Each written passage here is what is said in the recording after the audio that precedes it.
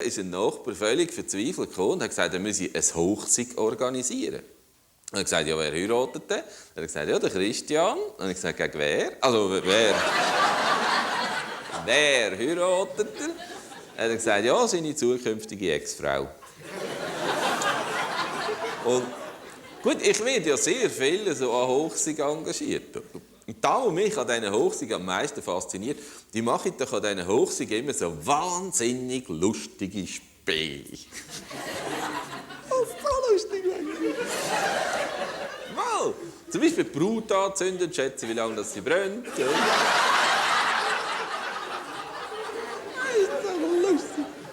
Und das letzte Mal, als wir an einer Hochzeit waren, da haben wir also etwas ganz Lustiges gemacht. Wo die zwei aus der Kirche rausgekommen sind, haben wir einen kiloweise Reis angerührt. Allerdings gekocht. Also, wir haben es lustig gefunden. Es war sowieso komisch. Bei diesen zwei war es ganz komisch. Die haben weiss geheiratet. Und das hättest du ja früher nicht mehr dürfen, oder? Wenn da vorher schon etwas gelaufen ist. Nein. Früher durfte nur weiss heiraten, wenn du also absolut keusch in den Hafen von der Ehe nie geschifft hast. Bei diesen zwei wäre ich dann nicht so sicher, oder? Weil sie dann ein halbes Jahr vorher schon heiraten. Dann hat er gesagt, ja komm, wir schlafen doch noch ein paar Mal drüber. Und gut, ich meine, heutzutage nimmt man ja das auch nicht mehr so genau. Das hebt ja auch nicht mehr so lange. Ja, mein früher, da hat er mich gehabt. Der wollte nicht mehr lernen. Ich habe gerade letztens gelesen von einem Ehepaar, das sich scheiden lässt, beide 98. Hat der Richter gesagt, ja, warum mache ich das erst jetzt? Oder? Der hat gesagt, ja, wir wollten warten, bis die Kinder tot sind. Ist doch herzig, oder? Aber heutzutage, hören wir auf, oder? Heutzutage haben wir einfach andere Verhältnisse. Oder? Ich habe gerade letztes Jahr einen Artikel gelesen über das Heiraten und dort drinnen ist gestanden, Frauen greifen wieder vermehrt zur Flasche. Das heisst allerdings nicht, dass sie sich wieder ihren Mann zuwendet. Weil, nein, wirklich, da muss ich wirklich mal öffentlich sagen, also trotzdem, dass ich auch Mann bin, muss ich wirklich mal sagen, es gibt ganz unmögliche Männer.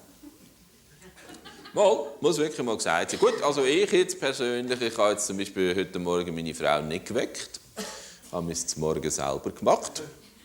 Dann habe ich mir gedacht, lasse ich noch ein bisschen schlafen, oder? Sie ist sicher noch müde vom Holzspalten. Oh. Ja, sonst mag sie das Auto nicht waschen, oder? Aber nein, mir dunkt es eben manchmal, man müsste viel früher müsste man schon besser schauen. Oder? Man müsste eben bei der Partnerwahl müsste man schon vorsichtiger sein. Oder? Es gibt doch heute tatsächlich Leute, die ihren Partner über einen Computer kennenlernen. Das finde ich menschenunwürdig. Ich habe meine Frau ganz normal beim Poker gewonnen. Und gut, es gibt natürlich Leute, die ein bisschen schüch sind, oder? Den begreife ich schon, weil die traut sich nicht jemanden anzuhauen, oder? Wenn sie dann gerade noch den Charme von einer schwangeren Salmonella haben, dann wird es schwierig. Und ich kenne so einen, der ist relativ unbeliebt. So ein Typ, der sogar den Blitzenbogen drumherum macht. Seine Chancen bei Frauen kannst du also einem Daumen abzählen. Ein einziges Mal hatte er ein Rendezvous gehabt. Da ist er mit dieser Frau auf einem Bänkchen gesessen, eine Stunde lang, ganz ruhig. Dann hat sie dann plötzlich zu ihm gesagt, ich heisse Gabi. Der hat ganz verlegen gesagt, ich nicht.